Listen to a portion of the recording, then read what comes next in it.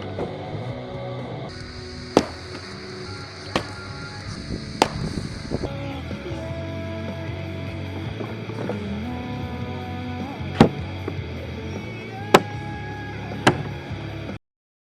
know, I talked not too long ago about some really big opportunities coming up to get a lot more nights in this year. Try to get back to my goal itinerary, and that has come to pass. However, it is a little bit bittersweet. After 2 years, I left northern Arizona, and now I live in the valley. That's tough for a lot of reasons that I won't get into, but I'm very excited because I did want to live in the valley when I was much younger and had for a very long time. So this is an opportunity in and of itself, and I'm very excited to get down into the desert finally after trying to do so for like 15 years. That said, you know, Pine Country and the Ponderosa is home for me. It'll be an adjustment, but here's the opportunity. I'm still working up in northern Arizona, which means I drive up on Sunday nights, and I camp for 4 or 5 nights now, work in town, fire back to the valley, reset, recoup, reorganize, refit everything, head back up and knock it out again. So that's what we're doing right now as you're watching this. It is a Tuesday, about 10 to 7, and the really nice part is it's the weekday.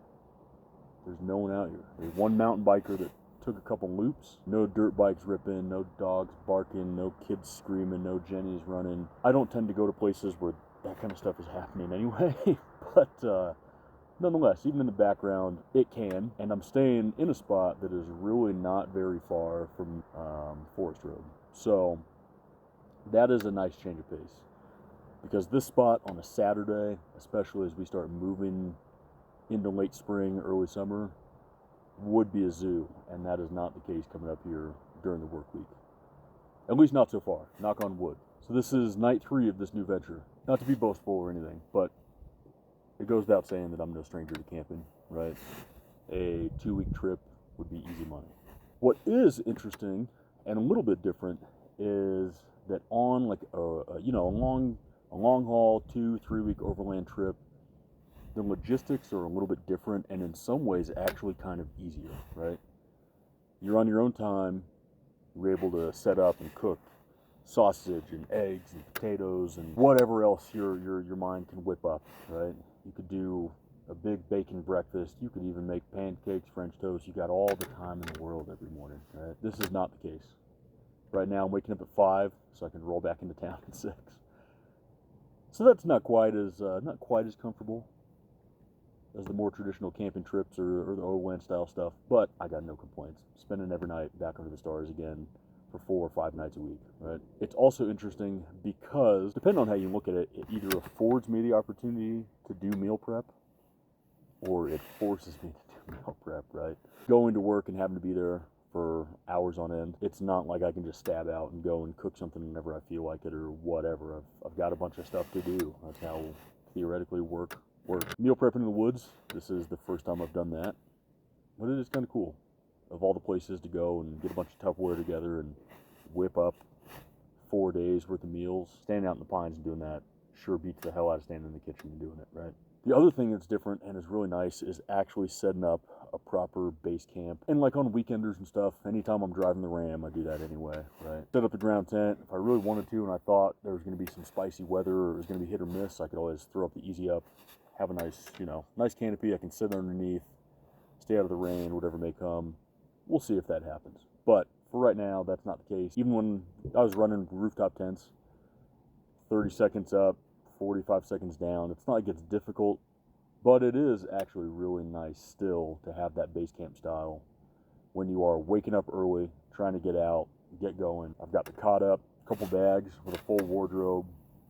I don't have to work in and out of one duffel like I do if I'm just trying to really consolidate space on a multi-state overland run, or if I'm just going out for the weekend and trying to cycle through stuff. I can kind of have a hamper in the tent and just kill stuff off, go into work, hit the weight room, take a shower when I'm done, easy peasy.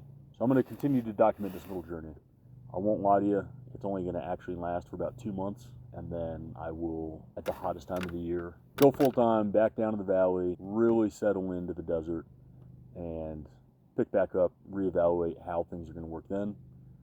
Nice part is this is about 2.5 hours from the house, so it's still not far at all. Plenty of opportunity down there, especially when it cools back off in fall and winter. There's a lot of really, really, really cool stuff out there in the desert that I've shown in the last few videos. So the opportunity is still going to be great. Still going to have a really good time. But for now, I hope you enjoy. Follow along. We're going to spend the next 9 weeks essentially doing, I guess it's not van life because I don't have anything that cool. We'll do like a faux hobo life. All right, with that, I'm going to finish this beer, get a fire going. Enjoy.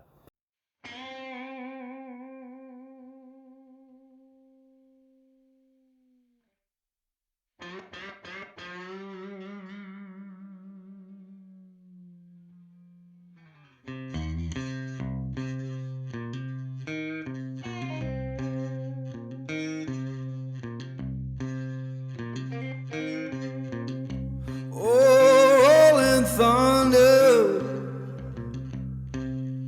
calling down my name. Why don't you hear me wonder? Ooh, ooh.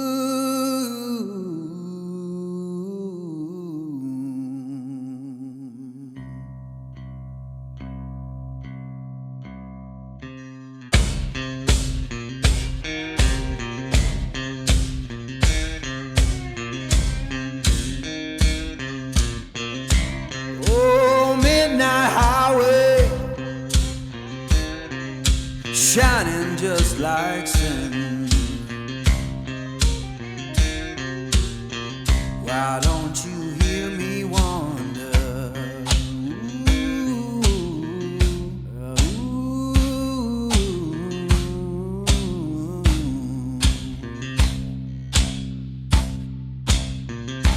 Tell me, river, where your current flows.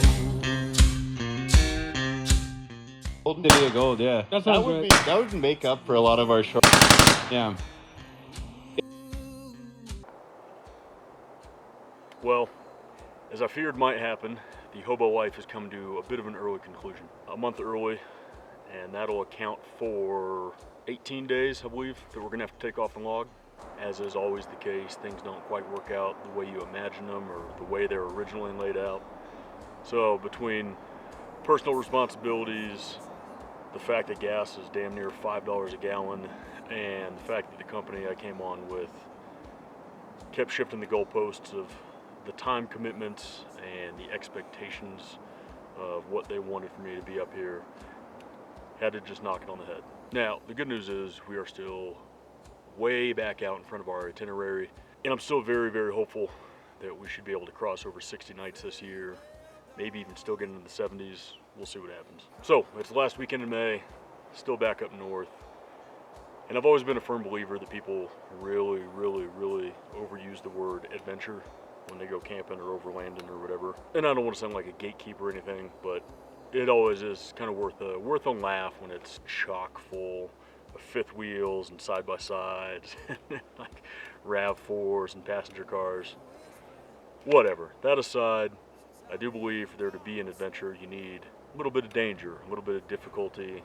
Something has to move underneath your feet. And sure enough, on the way up here, I'd been having a little bit of a battery issue, and I just figured, as with all things, since pretty much 2020, the quality of auto batteries has completely dropped through the floor. And so I figured maybe I'll like smoke to sell, because I was getting some dead battery symptoms. Anyway, came up, was driving for 2.5 hours. After, mind you, after I had put the battery on the battery tender, done a refresh, the whole nine, showed it was completely, gassed back up. Got on the highway, obviously when you're doing 80 miles an hour, everything's fine. And then as soon as I went to get gas, sure enough, it's got to be an alternator, because we're just slowing down, and as soon as we start loading up the belt drive, it can't keep the voltage up enough to keep the truck from killing itself. So, ran by O'Reilly's, got a new alternator. This one's got 250,000 miles on it. It's the original alternator that came with the truck in 2003. Threw that in at camp. Improved the conditions a little bit, but still a little bit of the same.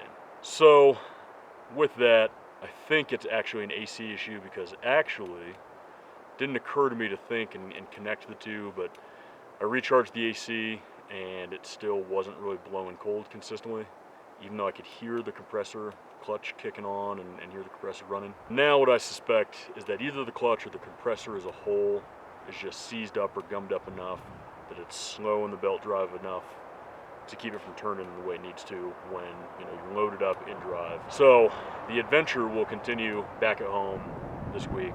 Go ahead, get that taken care of so I can get the AC back, because it's going to be up in like the 105, 106 region this week and only getting hotter down the valley. So there is that.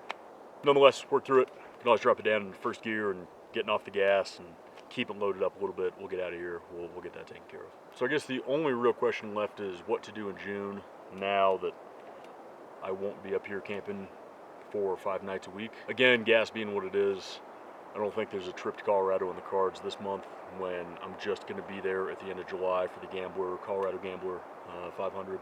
To do Utah is going to be just as far as Colorado because you're going to have to go and either get into the LaSalle's or start cruising up and getting up north into like Spanish Forks and stuff, because a damn sure ain't going to Moab when it's 105 degrees. Nevada's very alluring, but also requires a bit more of a drive than I want to do. So I would like to mix it up a little bit. I don't want to sit in the same areas of the peaks in Coconino National Forest. I'm never mad about going back to the rims. That may be in the cards. What's kind of got my gears turning a little bit is going to Kaibab up on the north rim. The other thing that is enticing, that cuts some of the mileage down about halfway from the trip to Colorado, is New Mexico. I would not mind a trip to Carson National Forest. I don't know. Remains to be seen. Keep your eyes on the channel. See what happens next.